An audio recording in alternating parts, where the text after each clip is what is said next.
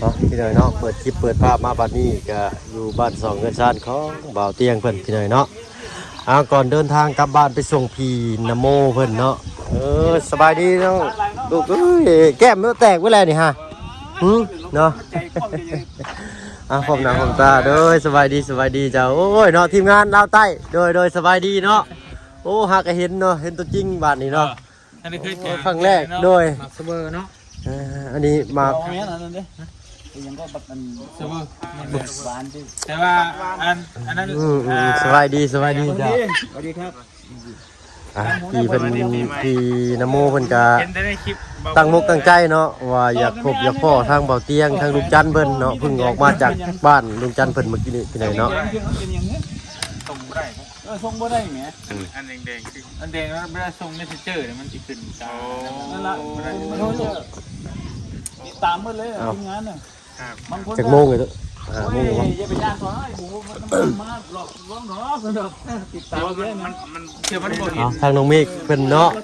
สิเดินทางลงใต้สบายดีจ้าสิเดินทางลงใต้มื้อแรงบ่ลืมเลยนี่มื้ออ๋อเตรียมของจะไปพักใช่ๆนี่ที่พาคนไปพักสวรรค์โอ้ยสวรรค์พุ่นเนาะแล่นลงเลยโอ้โดยเอาส่งมาลำด้วยเนาะนี่ก็สิข้ามมุกดาหารคือกันโดยนี่แหละไปส่งเพิ่นจักเละว่าพบพ่อทางบ่าวเตียงเพิ่นเนาะ2ครั้งที่ได้พบพ่อกับน้องเมฆเพิ่นเนาะจะรุ่นราวเขาเดียวกับบ่าวเพิ่งนั่นแหละเนาะทีมงานเพิ่นน้องเมฆก็ขออนุญาตน้องเมฆเลยก็แล้วกันเนาะโดยเอาไปพี่น้อยเนาะเดินทางไปใส่ก็ส่งมาลำรวยเนาะเพิ่มเลือด2ถุงเนาะไปเดี๋ยวผมจะได้เงินเฝ้ากลับเมื่อมันจะทำแบบโอ้ค่อนข้างหนาวเด้อพี่น้องเด้อมื้อนี้เนาะมีอยู่ประมาณ16องศาหรือ18นี่แหละเนาะโอ้ชี้มาจากยโสมันยุ่งเนี่ยที่ดอนตันแม่ตัวยุ่งเพื่ออะไรครับปลาติ้วจ้ะปลาติ้วเป็นสีพากันกลับใส่ดีเนาะมีเชียงใหม่คอยคำแรงลงเลยพี่หน่อยเนาะเอาแก้มแตกเบิดเนาะลูกสาวก็ได้สบายดีจ้าให้ทั้งพี่นโมเพิ่นให้ทั้งพี่นโมเพิ่นเข้าไปทักทายคุณแม่ก่อนพี่หน่อยเนาะก่อนเดินทางกับมุกดาหารข้ามมุกกันน่าสิประมาณ6 โมงทุ่ม 1เวลาพี่หน่อยเนาะจังไดก็ตามแต่พี่หน่อยเนาะพอกันในระหว่างการเดินทางกันแล้วกันพี่หน่อยเนาะอันนี้ทางลูกบอลลี่กันพี่หน่อยเนาะสุจ้าคือบอลลี่แท้ดิเนาะจำมั่มคือกะลีดิเนาะนี่แต่ลูกบ่พึ่งเนาะพี่หน่อยเนาะจอยเห็นกระแดงงออยู่เพิ่นกินนมวัวแดงจ้ะตอนเมื่อก่อนกินนมไม่คิ้วกับบ่กินได้หน่วยเปลี่ยนนมวัวแดงกับเพิ่นบาดนี้เนาะเอาไปโอ้ลมกับทีมงานเพิ่นก่อนเด้อเนาะโดยไปพี่หน่อยเนาะเอาก่อนอื่นเข้ามาเพิ่นพี่น้องเด้อเนาะกราบทักทายพี่หน่อยเนาะกราบทักทายสบายดีผู้ใหญ่ใจดีแล้วก็ FC เบิ่งทุกท่านที่เข้ามาหับมาชมช่อง YouTube บ่าวเพิ่งเคยหลายคือเก่าเนาะบ่ฝั่งไทยฝั่งลาวแต่ก็ทั้งฝั่งต่างประเทศก็ยินดีต้อนรับเข้าสู่ช่อง YouTube บ่าวเพิ่งเคยหลายเช่นเคยพี่หน่อยเนาะโอ้หลุดฟอร์ดเพิ่นคันน่ะเนาะจากลองนี่จากบ้านเมื่อมือเราก็เดินทางกลับกรุงเทพโอ้เลยฝ่าเนี่ยเป็นได้เขียนโฟด้านโฟโอ้มันจะโฟไปยังไงยอดไปใช่เป็นทำมึงก็ซื้อบ่ทำมาอีกประกันภัยมีของเจ้านี่ดูประกันภัยกันจับอะไรประกันภัยกันจับครบว่าหาจิ๊บการเรียกบ่เอาเนาะรอบก่อนก็อยากไปอยู่พี่น้อยเนาะถ้าว่าเพิ่งก็หาบัตรหาเบอร์ยังแต่บ่พอเนาะให้ทางชาวคำนางเพิ่นหาให้รอบเนาะเป็นคนเถื่อนอยู่บ้านก็ได้ไปยุงเทพเป็นคนถือกฎหมายมาบ้านเป็นคนเถื่อนจังหวะขึ้นได้ยังน้องชื่อนี่เซโนนี่เปลี่ยนละจากทั้งทีมงานเราใต้เฮานี่เดินทางมาจะขึ้นเลยนี่ขึ้น2บ่นี่ที่2เวนเอาเด้อเนาะเอาเนาะเนาะรอเราเอาการเด้อเนาะทีมงานเราใต้เฮานี่เนาะเนาะคอย บ่เงาเนาะ พ่อบ่เงา เอาไปอันนั้นชื่อนะไปล่อตำรวจชื่อเอาข่อยไป แจ็คให้ไปทางสะดวกไม่สะดวกเลยอยากเห็นหน้ากักไว้แล้วอยากเนาะ ก็เรียนตรวจเหี่ยวก็แรกขั้นตอนแรกเนาะดีได้เลย หน้าตารุ่นนิยมในสังคมนิยมรับชื่อพี่หน่อยเนาะทางว่าเพิ่นปอดพี่น้องปอดเนาะรุ่นมือนำกันเนาะสิรอดหรือสิล่วงกันรุ่นเบิ่ง รุ่นละไงวะ โอ้ยเนาะเอาเด้อเจ้าเด้อจะได้กันจะถิ่มจะปะได้บ่บุญเด้เนาะ ม่วงหน้าบอยได้ไปเรียน โอ้ว่ามาขออนุญาตเลยพี่หน่อยเนาะบ่เป็นหยังพี่หน่อยเนาะช่วงมันให้ชื่อดอกเนาะจะหาพ่อ พอดีมาไปเว้นหนูว่า แม่กับโบเวนไปไหนสิ ยังคิดไปใช้อีกอยู่บ่เบาลีนี่ ผมได้ไปแล้วมาต้นครับทั้งเบาๆคนนี้ เหนื่อย ทำคนเนาะ แม่ เดินทางมาอัน พาลูก มานี่บ่มาคันนี่บ่โอ้เอาแม่เนาะเบิ่งแม่ปอกๆป้ายๆนะนี่อีกเอาเลยได้เนาะ เป็นตลอดนี่หรอกพวกชมเนี่ย เนาะจักสิรอดหรือสิล่วงอยู่นี่เนาะจังได้ก็ข้ามแล้วเด้อบ่ลีเด้อ โอ้บ่ได้บ่ อ้าวเนาะว้าว ประสานหา ลูกกูพายบอก เดี๋ยวจะประสานกูให้ดอก เดี๋ยวกูไปเอาเนาะจังได้ก็ตามแต่เขาแค่มาฮอดบ้านเป็นพ่อพี่หน่อยเนาะเอาให้ทางกันพี่เพิ่นไปเนาะวายทั้งอันนั้นเพิ่นเนาะ น้องประจัด จัด อย่าเพิ่นบ่ได้ฮู้ได้ดิเนาะเคยล่ะ เหนื่อย เคยขับเคยคู่ โอ้ฉันก็ตู่เนาะ เคยล่ะเคย กิน ล่ะ เผ็ดเล่าคือไผวะ โอ้โนโฮมวนเด้อพี่น้องเอ้ยเนาะ ไอ้ใส่ ใส่หรือมาหามาเทียบอีกแล้วบาดนี้เนาะ คือบ่จันบ่น้องเคยเล่าน้องเคย ว่าผู้นี้น้องเคย เคยว่าจันคนนี้เนาะ ครู ปลาลัก มันกระชับน้องเคยแล้วน้องเคยทั้งเมียเด้ ครูเคยว่าซั่นซะเนาะเพิ่นเชื่อทำนองนั่นก็น้องเคยเนาะอันนี้น้องเคยอีหลีอันนี้ฮะ บ่ง่ายหั่นเล่านั่นเอาน้องของเมียบ่จันเอาเอ้ยนะ เหนื่อย น้องบ่จันเอาเอ้ยเล่าเอาน้อง เหนื่อยเนาะ แล้วเป็นเคยเฮือนเดียวกันนะว่าไง เคยละเอาซั่นซะมันก็เลยเอิ้นว่าเคยละเนาะก็สิได้มาเป็นเคยละนี่ก็โอ้บุกน้ำลุยห้องมาถึงเป็นเนาะบ่ได้บุกน้ำลุยไฟได้พี่หน่อยเนาะบ่แม่นเด้บุกน้ำลุยห้องได้เด้ อันว่าอันเช่นเขาใบชะมุนครัวกับฮะกับบางช่องชะมือกินนี่ได้เนี่ย เดี๋ยวมันจะฮับบอก แม่นเลยเนาะ เอาเพิ่มมูคนนี้คนที่มาที่อ่ะ เนี่ยนะลูก บัตรประชาชนได้บอก คนเถื่อนไม่ บ่มีเลยตัวบัตรประชาชนลาวนะเบิดแต่หึงเลยเนาะกระจักสิเป็นหยังหรือบ่คือสิบ่เป็นหยังดอกเนาะอยู่บ้านเฮาเนาะจะไปต่อก็โอ้จักสิยากสิสบายเฮ็ดใหม่นี่เนาะตั้งแต่เกิดได้ยังมาเคยไปเฮ็ดบัตรประชาชนเองอีกครั้งแรกครั้งเดียวได้อยู่สวรรค์เขตหลายปีแล้วบ่ได้เฮ็ดบัตรเอ้า บ่ แล้วเราบอกทางนั้นเนาะเอาทางทีมงานเราใต้เฮาก็สิไปพักอยู่สวรรค์เนาะโดย พาเพิ่นพักจะกระบืนเดินทาง โอ้โดย ไปก็บ่ได้นอน เอาพักผ่อนในเต็มที่ก่อนเดินทางเนาะเอาโชคมานร่ำรวยปีใหม่เนาะโดยสบายดีจ้าพบพ่อกันโอกาสหน้าเนาะโอ้ยโอกาสหน้าฟ้าใหม่พ่อกันใหม่อีกเนาะไปบาทนิดหน่อยเนาะกำลังเดินทางออกจากหมู่บ้านเนาะเอาทางบ่อเตียงก็แยกกันเมื่อกี้นี่พี่น้อยเนาะแยกกันอยู่เพื่อนทางบ่อเตียงทองเพิ่นเนาะโอ้ยยินดี พูดเป็นจริงนะ ทีมงานเราใต้เพิ่นเนาะครั้งแรกของบ่เพิ่นพี่น้อยเนาะเห็นแต่ในคลิปเด้ทีมงานเพิ่นก็จนบ่ฮู้บ่เพิ่นบ่แล้วพี่น้อยเนาะแต่เพิ่นว่าอย่าคือลุงจันทร์เนาะ FC หลายคนก็ว่าได้เจอแล้วเสียงพอหรือหยังหรือว่าเป็นนั่นลูกศิษย์เพิ่นเลยก็แบบกันมาพุ่นเนาะเนาะเอาหนทางกันลูกลังนี่เด้อพี่น้องเอ้ยเนาะสั้นๆเนี่ยเนาะไม้กันสั่นก็เป็นไม้ขากล้องธรรมดาเนาะกล้องก็บ่ได้เปิดเกมเรทแห้งเปิดแห้งก็บ่ได้แบตเบิดประกันเหล็กได้ ครั้งแรก หักมุมกลางคืน เนาะ การ เอา เศร้าได้ มื้อเช้า ช้านี่ว่าอยากไปน้ำบ่บุญอยู่พี่น้อยนะมันโทรชวนตอนคืนกันหาพัสปอร์ตมันยังกับบ่ทันเลยล่ะเนาะเพราะว่ากลับมาแต่กรุงเทพกับต่างกันการแหลกหลบเนาะมันจีดีกว่าบ้านเท่าเดิมตัววิวทิวทัศน์การสัญจรระบบไฟพื้นบ้านเท่านู้นไฟสูงเงี้ยกันหมดแล้ววัดเป็นเที่ยวผมนั่นเพราะแม่ส่วนหนึ่งที่เนี่ยเรียนครับเรียนเนี่ยขับสบายเรามีล่าร้ายอยู่ล่ารถได้ขับไปอยากฝุ่นคูสิอยากญี่ปุ่นคู่ใช่บ้านเพิ่นเนาะแมนอยู่ในตู้แมนอยู่ในตรงจอดล่างก็ได้ตู้ได้โอ้ยจะไปเดินหนึ่งมากไหมมันนั่นขับแต่มันอย่างทำตู้เย็นเนาะถ้าว่ามาพอท่าน4 ทุ่มเนี่ยสิบ่ได้นอนดานบ่ตู้จะเป็นแล้วเต้นมีเนาะบ่เห็นนั่นเนาะบ่เห็นมาให้ทันดีบ่ทันดีเนาะเนาะเอาทางเมนูอินเตอร์เอาชื่อของไทยมาฝากกันเด้อมีอย่างนี้หมักฝรั่งแล้วเนาะเนี่ยมันราคาถึงไงนี่อย่างเนาะไทยเนี่ยมันนี่อย่างมันก็ต้องไปเที่ยวมันตัว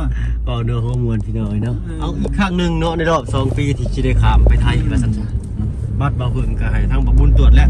2017เนาะได้บ่ได้ครับผมเอ้ยเนาะก็ยังเงินถึงสิมีแนวบ่ดวงดีแล้วมันมีบัตรนี่แหละเนาะเสียตาย5เลยนะกดบัตรกดเบอร์ก่อนได้มีอยู่เดินทางเข้าเซโนพี่น้อยเนาะบ่ได้พูดเด้อาจจะได้ก็ตามแต่พี่น้อยเนาะผู้ใดพบพ่อกันข้ามด่านข้ามแดนถ้าว่าเพิ่นให้ไทยผู้ที่มอบให้วิดีโอได้เนาะมันเรียนเนาะไปใส่ให้ไปแยกเอาไปกินไปนั่นล่ะและพบพ่อกันอยู่ด่านประเทศไทยอยู่บ่ตู่บ่ได้บ่ไทยเนาะไทยรถไทยนี่ก็เล่นๆไปด่านเป็นบ่ไทยเอาเล็กน้อยเนาะเอาก็จนมันละเมิดกฎละเมิดสิทธิ์ยังเพิ่นมันก็สิมันสิบ่มันสิดีบ่เนาะเอาเล็กน้อยเนาะคือสิบ่เป็นหยังบ่ลงก็ได้เนาะเอาพบพ่อกันพี่น้อยเนาะบรรยากาศริมโขงยามค่ำคืนเนาะไปพบพ่อกันพี่น้อยเนาะกำลังสมุทรปราการคนเข้าด่านเนาะตัวจุดตรวจคนเข้าเมืองเอาบ่ได้มาแต่ดนๆเนาะมาล่าสุดก็ขี่มอไซค์มาส่งมาบุญเพิ่นไปขับไทยแต่ก่อนพี่น้อยเนาะปีหนึ่งเลยได้นี่เนาะเอามาฮอดด่านกับบรรยากาศก็เปลี่ยนไปรถพี่น้อยเนาะความสว่างสวัยคือคานเข้ามาผมมีความมืดมิดเนาะรถบลายเนาะวันนี้รถบลายเป็นใดมันนี่เนาะเอาเป็นแบบความรู้สึกกะสิแบบสิเป็นอะไรพี่น้อยเนาะสิได้ไปมุกดาหารว่าจ้ะไปลงบนบ่อบัตรนี่เอาบัตรเปิดแต่บัตรเนาะเอาต้นนี้กันกระเป๋า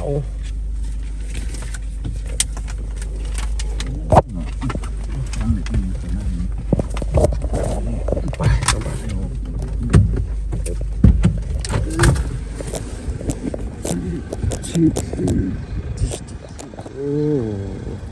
บดมาแต่โดนๆไปเลยเนาะ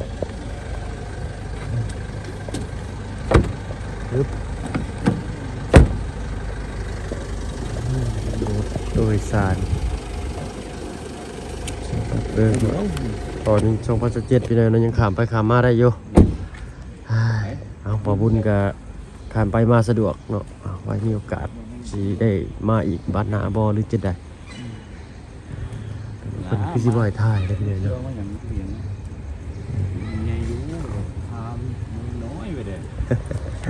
ครับผมเนาะบ่ลืมยังติครับบ่ลืมเนาะครับผมครับโอเคเอาพี่น้อยเนาะคือสิบ่ได้ถ่ายประดุงเบิ่งเด้อเนาะไปย่านมันยากนะเนาะตอนนี้ก็ยังอยู่ด่านลาวอยู่พี่น้อยเนาะใช่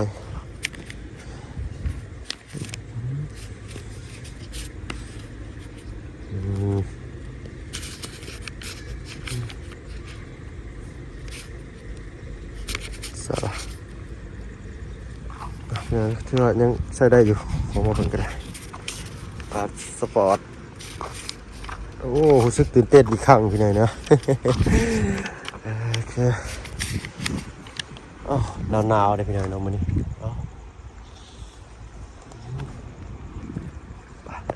เนาะจะได้ครับย่างครับผู้ใดเพิ่นจำบัตรรถเนาะจักหน่อยเรารอท่าเลยกะข้ามสะพานเลยบัดตอนนี้โอ้เย็นเนาะครับเนาะมื้อนี้เนาะ แม่น ถึงน้ำมันเย็นคักแต่ว่าละอายความอุ่นจากน้ำขึ้นมาได้ตอนกลางคืนนี่ อ๋อบ่มีขึ้น บ่มีสัญญาณครับ ใส่หยังก็ใส่เน็ตกับ ฮอตสปอตเลยครับ ฮอตสปอตอีกเลย แม่นครับฮอตปอตบางถ้าเอิ้นแบบเล่าๆก็ฮอตปอตครับ อันอยู่เนาะโอ้ยมันทุ่มเนาะ ครับผมจักโมงเลยครับ แล้วก็6 โมงกว่า 6 โมงกว่า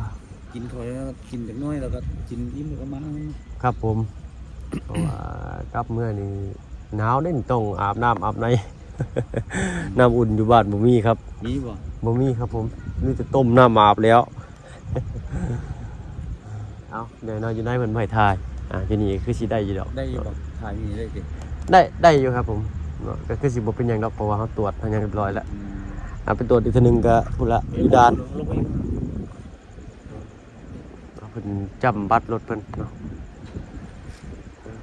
เอาซ่อมไว้เนาะเพื่อภาคหน้า แม่น เนาะ แล้วเพราะว่าไปทางพุ่นมันยุ่งอยู่เด้แล่นถั่วเนาะ ก็มีแต่ไปนำกันกับบ่วุ่นก็มีแต่เตือนสติกันพี่ใดเนาะส่วนมากแม่นอยู่ไปน้ำกันนะ แม่นครับ เราก็นึงง่วง ของบางที่เพิ่นเพ้อเนาะหลายเทื่อหลายที่เด้ครับทาง2ลุงเพิ่นขับรถมาเลยพอดีผมตื่นขึ้นมาแต่นอนไหมมาจากสิโปนไปเห็นรถซาเล้งบ่มีไฟเลยโอ้รถเด้อตื่นขึ้นมาปุ๊บก็ท่วงรถโอ้รอดเพิ่นว่ะ อันตรายอยู่พี่หน่อยเนาะ6 ตาดีกว่า2 ตาได้พี่หน่อยเนาะ โอเค มาน้ำกันนี่อยากให้เป็นหมู่กันเด้ ครับผม เป็น ครับ นอนเวลาขับรถต้องบอกต้องเขียนเด้ แม่นครับผม กัน เพราะมันมือมันนั่นเนี่ยบางทีเรา แม่น ก็ได้ ครับ พักผ่อนนะ เอาไปทำการนี่แหละดีที่สุดละเนาะไปได้ตู้พานฉลุยเนาะโอเคไปขึ้นพี่ขึ้นเอามีแต่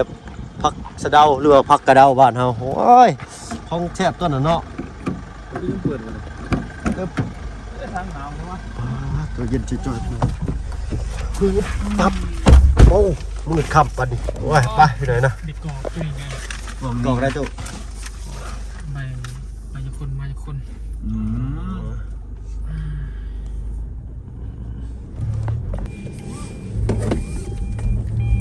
ลืมรัดเข็มขัดนิรภัยเด้อบัด พี่ยิ่งเฮ็ดยากเลยไม่เข้าใจกันเนี่ย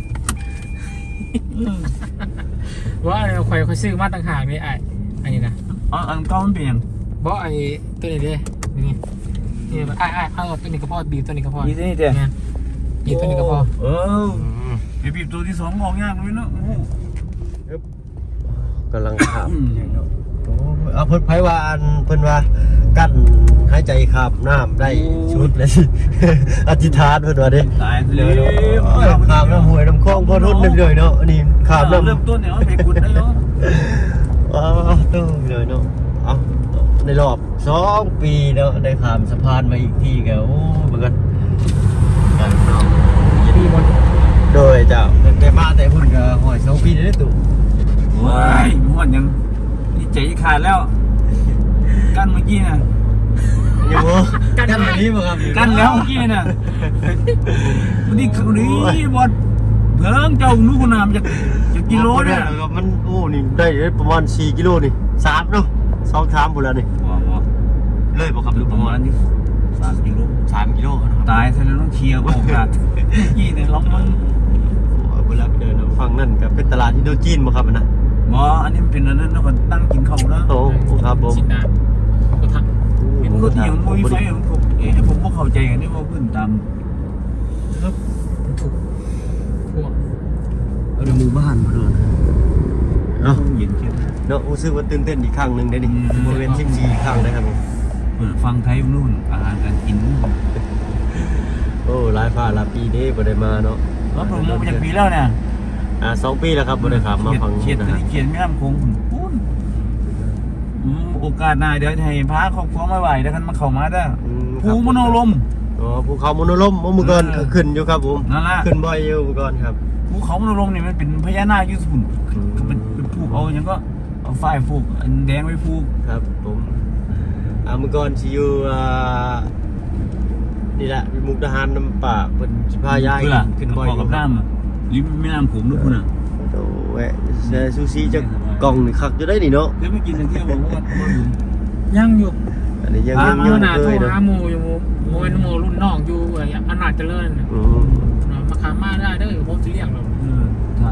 ถ้า ก่อนเห็นสมัยเห็นงานทำการอยู่ไปที่นั่นอยู่ประตูน้ำ ก็พากันมากินเนี่ยมาจะพามันนั่งกินอยู่ได้อย่างเที่ยนึงเนี่ยโอกาสดีๆไม่นี่แหละ เนาะก็สิได้สต็อปไปก่อนเนาะเพราะว่าฮอตด้านอีกแล้ว ก็ต้องทำมันนอนที่ไปเลยอยู่นอนลงแล้วข้าวเดียว ครับรถยนต์ทุกชนิดจอดชิดซ้ายสัตว์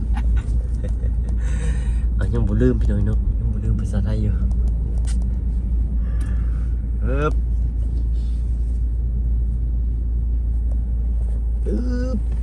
ยกไปทั้งกันบ่ 41 เอาคนเลย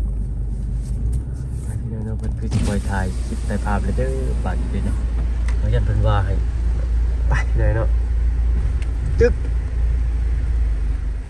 ไปพี่น้อยเนาะ ดูดีกัน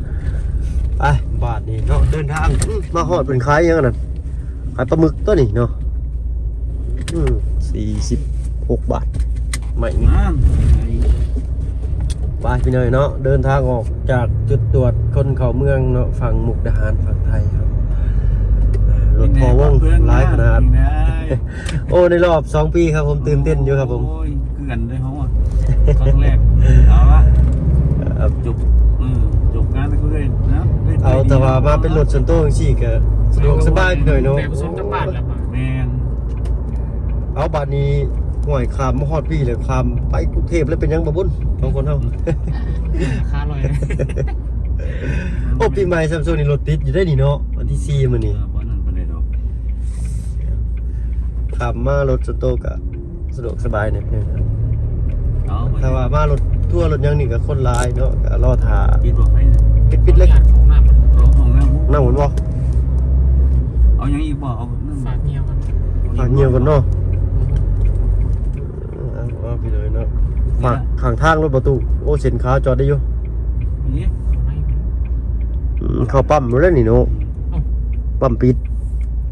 ยังเนาะโอ้ยเขาข้างเขาอยู่นี่ มันจะมีในเงินทั้งนั้นด้วยเนี่ย อันนี้ประตูเก่าอันนั้นคนละศูนย์กันนี่ศูนย์รถทั้งนั้นปตท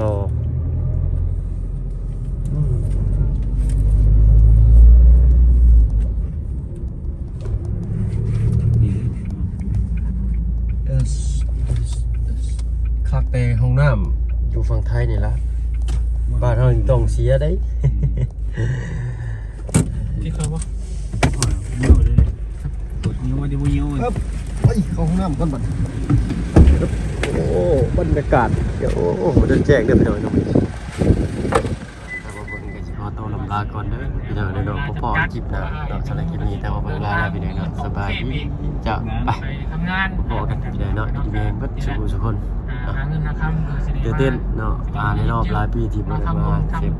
กุศลให้กับ ทหารหรือว่าขับมาฝั่งไทยพี่น้องเนาะมาครั้งนี้เดี๋ยวตื่นเต้นอยู่พี่น้องเนาะไปพบกันคลิปหน้าพี่น้องเนาะสบายดีจ้ะ